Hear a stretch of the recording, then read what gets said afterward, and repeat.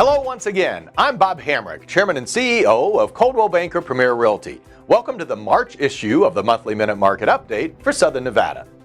February numbers recorded an impressive increase over January despite its fewer days.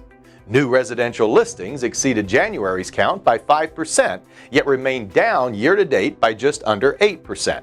2,972 new sales opened escrow, which was up a strong 12.5% from January, yet are also down year-to-date by just over 7%. And closed sales were down by almost 6% from January, due mostly to an end-of-the-month down day at the recorder's office from technical difficulties. This will likely reflect in March closings being markedly ahead of last year's results. Still, the year-to-date closing pace remains on par for 2017's strong pace. And at $275,000, the median sales price experienced an unexpected 3.8% increase from January, resulting in a year-to-date increase of 12.5% from 2017. The median price per square foot was $151 in February and blends to $148 for this year, up almost 15% year-to-date, while the average days on the market continues to decline to only 38 days. These days, selecting your agent by whether they can sell your home should not be the qualifier. Instead, place the emphasis on negotiating and closing skills, which is a much greater differentiator and will result in the most money in your pocket and a greater certainty of closing.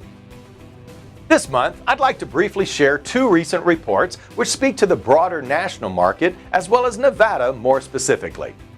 First, the Buy versus Rent Index published by Florida Atlantic and Florida International Universities suggests prices starting to top out. The index creator, Ken Johnson, says, but this is good news as we are pulling back from the brink unlike we did in 2007.